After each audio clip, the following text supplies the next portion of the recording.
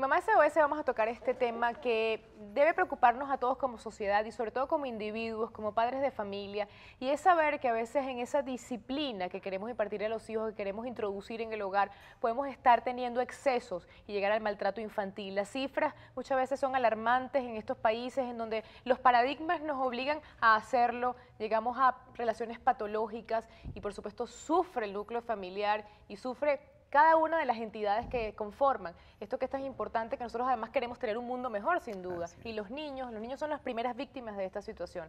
Para hablar sobre este tema, para hacer un análisis bien profundo, le damos la bienvenida a Mamá SOS, a Eduardo Hernández González, pediatra, psicoterapeuta conductual infantil, a Alejandra León, psicólogo clínico, especialista infantil, y a Oscar Misle, director de SECODAP, orientador, educador y además terapeuta. Vamos a comenzar definiendo quizás maltrato, porque nosotros los padres en el acto nos defendemos, de verdad decimos, yo no soy un maltratador, yo simplemente quiero lo mejor para mi hijo. ¿De qué estamos hablando?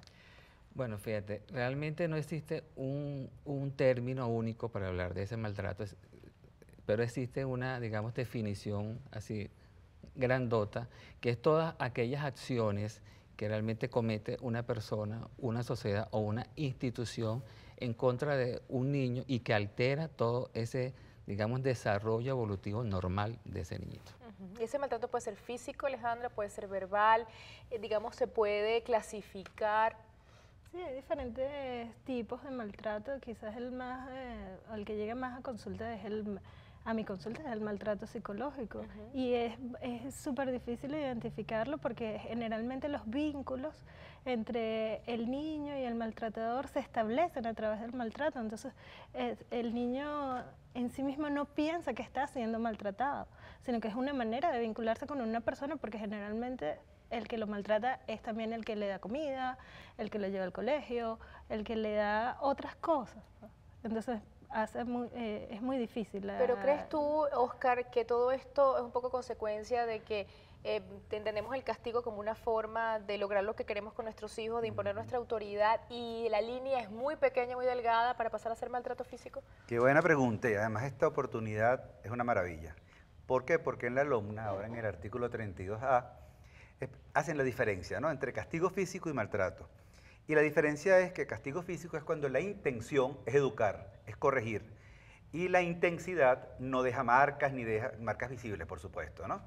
El maltrato es cuando la intención no necesariamente es educar, sino que hay alguna patología o revanchas o algún tipo de intención de agredir por agredir, y la intensidad ya deja lesiones. Entonces es un delito.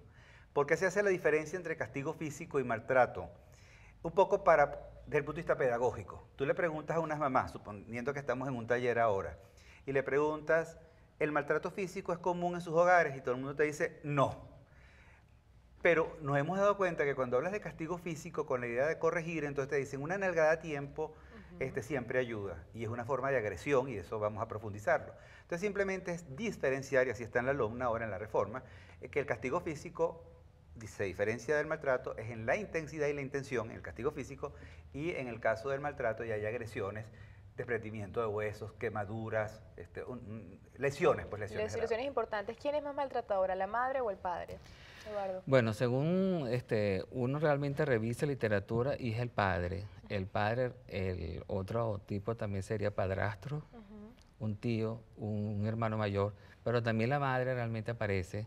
Y sobre todo la madre aparece en un tipo de, digamos, maltrato que no es muy conocido y que se llama síndrome de Munchausen, que es un tema bien interesante, que a Dios gracias es poco frecuente, pero tiene una alta mortalidad del 10 al 20%. Y consiste en que la madre, en este caso, digamos, le inventa una enfermedad al niño o se la provoca. Y esto es una especie, digamos, cangrejo para los médicos pediatras porque no conseguimos la causa de esa enfermedad y los síntomas y signos solamente aparecen cuando está presente la madre. Y lo único que nos toca a nosotros hacer es ponerle una cámara escondida y con un vídeo realmente grabar cuando la madre le provoca esta enfermedad. ¿Por qué lo hace? Para llamar la atención. ¿Hay una bueno, patología en esa hay madre? una psicopatología, por supuesto, en la madre. Sí. Y es difícil detectar porque además la relación es perfecta. La mamá juega a que está preocupada por el niño. Aquí es la madre buena, por supuesto. Así es. Sí. Y la mamá Esta sociedad lleva al niñito a múltiples especialistas Exactamente. y lo que uno ve inicialmente es una mamá muy preocupada, Muy pero en preocupada. realidad Una no. excelente actriz, además, ¿Cómo no? probablemente, ¿no? Vamos a tocar este tema, sobre todo de la madre, de cómo la madre tiene que controlar, digamos, esos impulsos a veces de disciplinar. También, digamos, cómo se tapan un padre con el otro, porque es la autoridad, porque tienes que respetar a tu papá, porque es tu papá.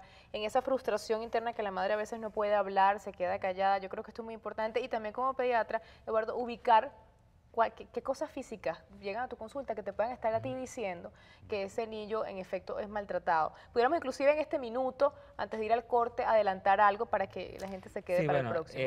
las marcas físicas o las huellas que puede dar un maltrato físico son muchas, ¿no? Y es una gama que van desde, digamos, golpes, traumatismo, digamos, arañazos, marcas de correa, fracturas, lesiones, escoriaciones, que son, digamos, crónicas, que no es una sola vez, sino que tú ves al niñito varias veces y lo ves con la misma lesión y cada vez le ves más. No compatibles además con el cuento de lo que le pasó. Vamos el a ir al cuento. corte comercial y le regreso mucho más de este tema que nos debe llamar la atención como sociedad y sobre todo como padres. Maltrato infantil, ya venimos.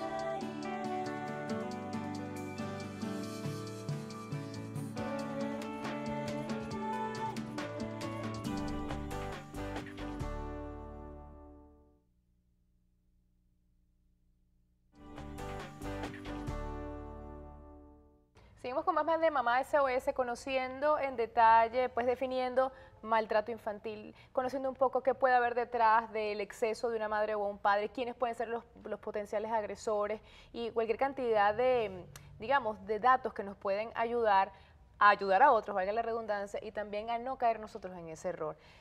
Oscar, tú además eres un conferencista, tú ayudas a las familias en general.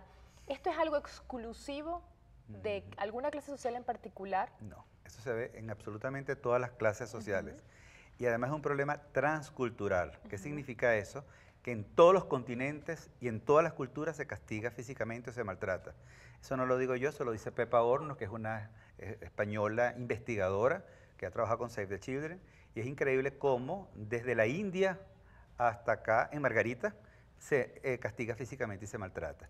Pero además también en todos los países transversalmente va desde la persona que tiene menos recursos a la que tiene más recursos. Lo que pasa es que en unos sectores hay la habilidad de poderlo privatizar, esconder.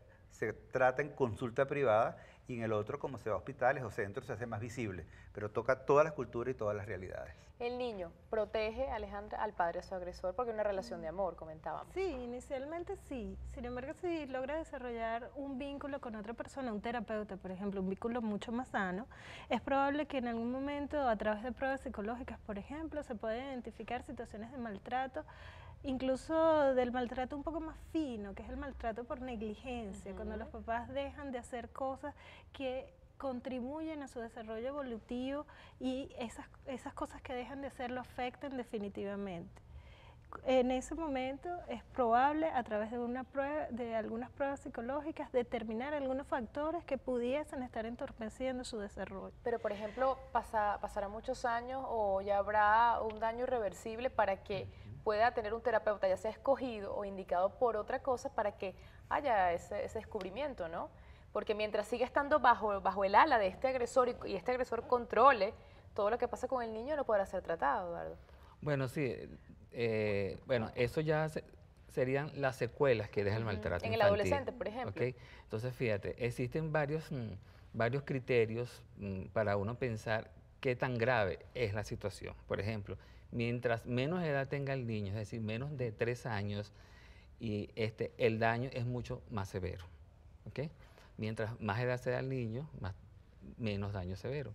Entonces, si tú realmente maltratas a un niño por debajo de 3 años, entonces, ¿qué es lo que va a pasar con este niñito? Bueno, primero que no se va a establecer lo que se llama el apego, que es digamos, una especie de vínculo afectivo especial entre el niño y la madre o entre el niño y el padre, que es básico para que este niñito sea un adulto realmente íntegro,